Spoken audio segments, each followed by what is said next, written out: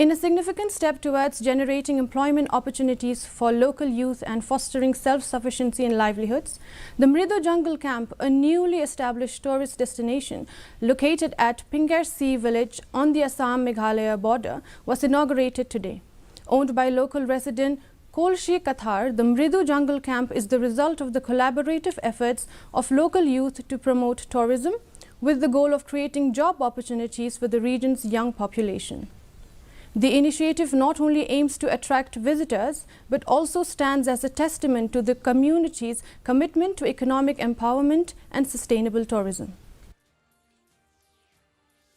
Kakam jengkiwi long naperkat ba ngan sedang hino da ka kamlade tengah ngadon krani ka jaka bala ai bentai ni pahi la tem da ka ba ristar iro nga ristar da ka ting jengahi long ban ye pasukan lai kaya kani ka jaka putalong masusna no ko bili kenja jaka jengok kai putimo. The 5th Zonal Youth Convention of the Shillong Archdiocese